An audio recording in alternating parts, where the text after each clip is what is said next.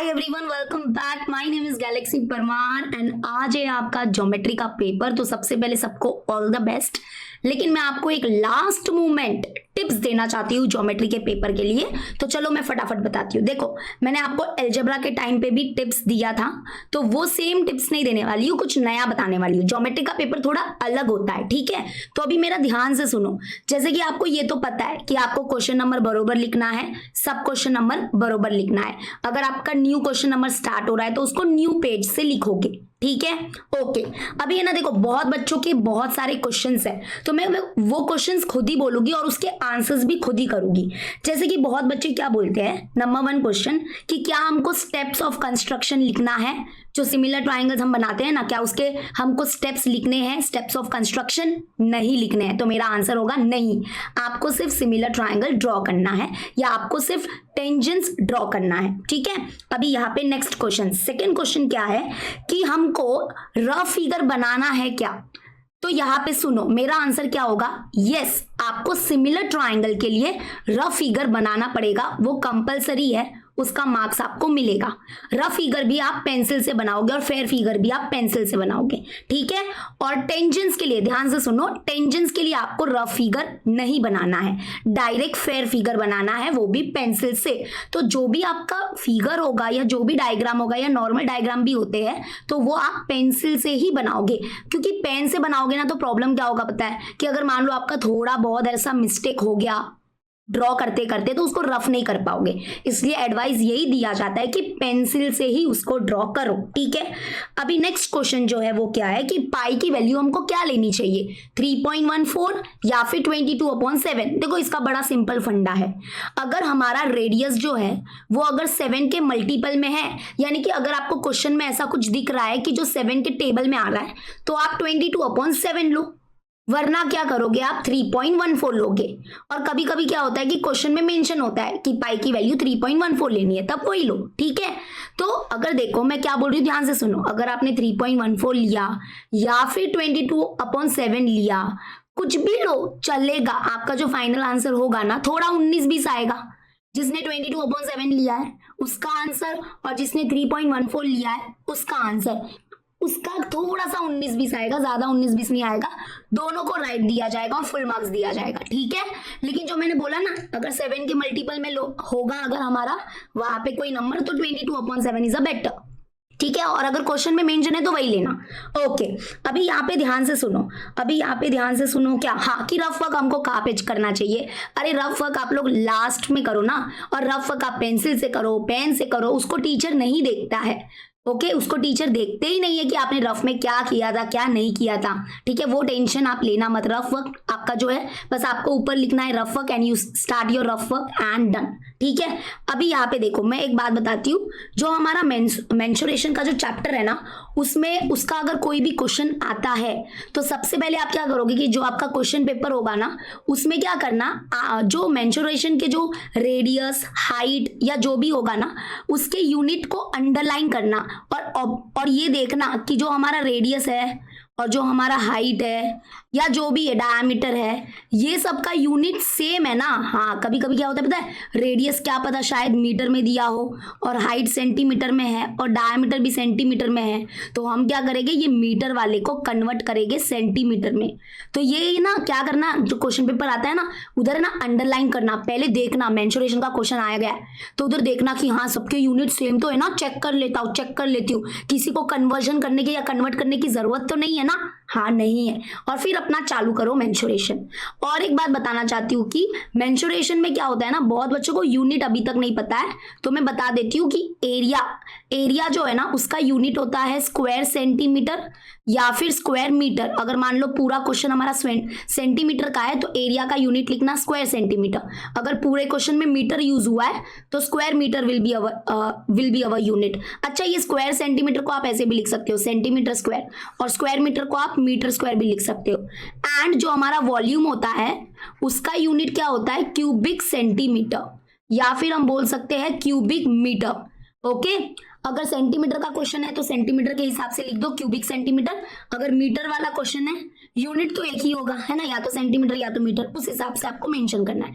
इसको आप ऐसे भी लिख सकते हो सेंटीमीटर क्यूब, और इसको आप लिख सकते हो मीटर क्यूब, ठीक है। और बाकी देखो, जो हमारे हाइट है, या जो हमारा ब्रेथ है, या जो हमारा रेडियस है, या जो हमारा डायमीटर है, या जो हमारा पेरीमीटर है, या फिर आप सरकमफ्रेंस भी ले सकते हो, ये सब का यूनिट क्या होता है, ये सब का यूनिट बहुत नॉर्मल होता है। सरकमफ्रेंस भी एक लेंथ ही होता है, तो ये सब का यूनिट जो है वो सेम ही होता है, मतलब कि क्या होता है, नॉर्मल, या तो सेंटीमीटर होगा या फिर मीटर होगा।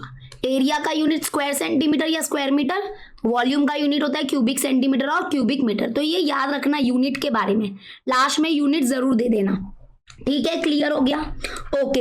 अभी यहाँ पे देखो, यहाँ पे हाँ, और बहुत बच्चों का ये भी क्वेश्चन था कि आप लोग को आंसर शीट तो पहले ही मिल जाती है, तो बहुत बच्चे ये पूछ रहे थे कि क्या हम जैसे आंसर शीट मिल जाएगी तो क्या हम लास्ट पेज में वो ट्रीगो का टेबल बना सकते हैं, क्या हम मेंसुरेशन के फॉर्मूला लिख सकते हैं क्या? हाँ, तुम लोग लिख सकते हो, तुम लोग अपना काम कर सकते हो, कोई टेंशन की बात नहीं है, ठीक है, आप करो। लेकिन अगर मान लो आपकी टीचर ऑब्जेक्शन उठा रही है और अगर आपको बोला कि ये क्या कर रहे हो तुम, ये क्यों लिख रहे हो, तो आप क्या बोलना, ज्यादा आर्ग्यू मत करो टीचर के साथ, पंगा नहीं लेना है हमको, ठीक है। आप बोलो अच्छा ठीक है मैम, नहीं अलाउ है तो मैं रफ कर देता हूँ या मैं रफ कर देती हूँ, ठीक है।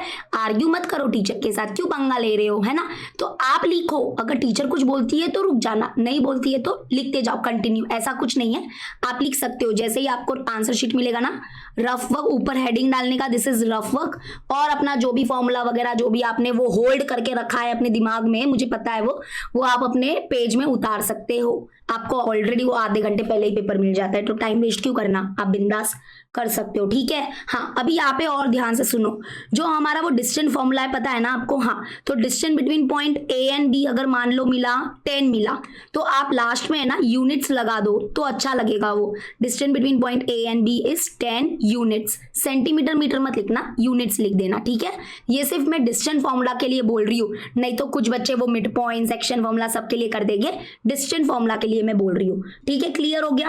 हाँ, और एक बच्चे बहुत ये क्वेश्चन पूछते हैं क्या, कि मैम हमको फिगर बनाना चाहिए कि नहीं चाहिए, मतलब कि अभी क्या होता है ना, ज्योमेट्री में बहुत सारे फिगर्स होते हैं, तो बच्चे बोलते हैं क्या हमको हर क्वेश्चन के लिए फिगर बनाना है क्या, तो मैं क्या बोलूंगी, नहीं, ऐसा कोई जरूरी नहीं है। जैसे कि 1 और 2 मार्क्स वाले क्वेश्चन होते हैं ना, तो आप फिगर मत बनाओ, चलेगा, लेकिन ट्राई करो कि उनके लिए भी फिगर बनाओ, क्योंकि फिगर आप बनाओगे ना, कभी नोटिस करना, जब आप फिगर बना के सॉल्व करते हो ना, तो आपका रॉन्ग होने का चांसेस कम होता है। जैसे अपोलोनियस थ्योरम है, अपोलोनियस थ्योरम में अगर आप एक बार फिगर बना के उसको विजुअलाइज करोगे ना, तो आपको और अच्छे से जो आपका जो अपोलोनियस वाला जो इक्वेशन है ना, वो और अच्छे से निखर के आता है। तो मैं यही बोलूँगी, चल मान लो कि आपको बहुत टाइम लग रहा है, आपके पास टाइम नहीं है, तो 1-2 मार्क्स के लिए मत बनाओ फिगर, बट 3 मार्क्स और 4 मार्क्स के क्वेश्चन के लिए आप फिगर बना दो, ठीक है। और किससे बनाओगे, ऑब्वियसली आप पेंसिल यूज करना, और कहाँ पे बनाओगे, तो ये जो हमारा यहाँ पे कोपचा होता है ना, ये राइट हैंड साइड में कोपचा होगा ना, तो एकदम मीडियम साइज का फिगर बनाओ और अपना यहाँ से सोल्यूशन स्टार्ट करो, ठीक है। अच्छे से सोल्यूशन लिखना, स्पेसिंग अच्छे से छोड़ना, खिचड़ी मत करना। और जैसे ही आपका मान लो कोई आंसर आता है, तो लास्ट में एक आंसर लिखना ही रहता है ना, वो लास्ट में एक सेंटेंस होता है ना, वो बना के जरूर लिख दो। जैसे कि ट्रीगो का क्वेश्चन कर रहे हैं हम लोग, तो मान लो कि आपको पूछा था what is the height of the light house, या what is the height of the building, तो आप लिख दो therefore the height of the building is 10 centimetre या 10 मीटर, जो भी होता है, तो लास्ट में एक लिख देने का, वो अच्छा इंप्रेशन आता है, ठीक है। तो ये सब कुछ मुझे बताना था। और अगर आपको कुछ डाउट, तो मुझे नहीं लगता है और कुछ डाउट होगा, टेंशन मत लो, पेपर इजी जाएगा। हॉट्स क्वेश्चन ट्राई करो अटेम्प्ट करने को, मैं तो बोलूँगी बहुत अच्छा पेपर जाएगा आपका। अगर कुछ नहीं होता है ना, तो हॉट्स क्वेश्चन अटेम्प्ट करने को ट्राई करना, क्योंकि हर एक स्टेप का मार्क्स होता है। तो अगर आप कुछ ना कुछ लिख के आओगे ना, तो क्या पता वो 4 में से आपको 4 तो नहीं मिलेंगे, लेकिन क्या पता 4 में से 1 मिल जाए, 2 मार्क्स मिल जाए, तो क्यों छोड़ना लिखने का, कुछ ना कुछ तो अपना कलाकारी दिखाओ, उधर जो तुम्हारे पास टैलेंट भरा हुआ है ना, वो उधर हॉट्स क्वेश्चन को सॉल्व करने में आप लोग निकालो, ठीक है। आई थिंक बाकी तो सब कुछ ठीक है, बस यूनिट्स का ध्यान रखना। ज्योमेट्री का यही लफड़ा होता है कि यूनिट्स बच्चे बहुत ही वो गड़बड़ी में कुछ भी कर देते हैं, ठीक है। अगर मान लो कोई क्वेश्चन में यूनिट्स नहीं मेंशन होता है, तो तब आप लास्ट में क्या करो, यूनिट्स लगा दो। जैसे कि मान लो कि ये राइट एंगल ट्राइंगल है, ठीक है, अभी ये हमारा यहाँ पे ए बी सी है, ये 3 है, मान लो ये 4 है, दिस इज क्वेश्चन मार्क। तो यहाँ पे पाइथागोरस थ्योरम यूज करके आप AC निकालोगे तो AC का आंसर 5 आएगा। बट अब सेंटीमीटर लिखोगे कि मीटर, तो यहाँ पे तो कुछ मेंशन नहीं है, तो आप यहाँ पे यूनिट्स लिख दो तो और अच्छा लगेगा। या अगर मान लो आपने यूनिट्स लिखना भूल गए तो कोई बात नहीं, चलेगा, वैसे टेंशन मत लो, ठीक है। लेकिन अगर यूनिट्स लिख दोगे तो अच्छा लगेगा। लेकिन अगर मान लो यहाँ पे सेंटीमीटर और सेंटीमीटर है तो लास्ट में सेंटीमीटर लिखना तो पड़ेगा, नहीं तो इसका फिर आपका मार्क्स चला जाएगा, ठीक है। तो लास्ट में चेक करना जैसे ही आपका पेपर हो जाता है, और मैं तो पहले ही एडवाइस दे रही हूँ कि अपनी स्पीड स्टार्टिंग से ही बना देना, मतलब कि स्टार्टिंग से अपनी स्पीड को मेंटेन करना। अलजेब्रा तो भी ठीक होता है, ज्योमेट्री बहुत समय लेता है हमारा, तो है ना स्टार्टिंग से ही मान के चलो भाई, जल्दी करना है। 1 घंटे में, मैं तो तुम लोगों को टारगेट दे रही हूँ, 1 घंटे में आपका क्वेश्चन नंबर 3B तक हो जाना चाहिए। और जो लास्ट का जो 1 घंटा बचेगा उसमें आप लोग question number 4 and question number 5 करोगे, हॉट्स क्वेश्चन। तो ये टाइम के हिसाब से चलोगे तब जाके अच्छा होगा। और 10 मिनट तो आपको एक्स्ट्रा मिलते ही है, लेकिन वो 10 मिनट में आपको पेपर चेकिंग करनी है, ओके। अच्छे से पेपर चेक करना लास्ट में कि मैंने यूनिट्स लगाया है ना, प्रॉपर यूनिट्स लगाया है ना, क्वेश्चन नंबर बरोबर लिखा है ना, सब क्वेश्चन नंबर बरोबर लिखा है ना, ये सब आपका अच्छे से सब कुछ होना चाहिए, ठीक है।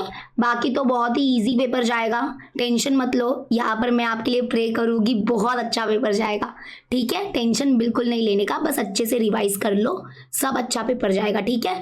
और यस, इसका लाइव सोल्यूशन मैं लूँगी 2 बजे, हाँ 2 बजे ले लूँगी, तो आ जाना लाइव सोल्यूशन देखेंगे ज्योमेट्री का पेपर कैसा गया है, ठीक है। और मुझे बताना कमेंट सेक्शन में।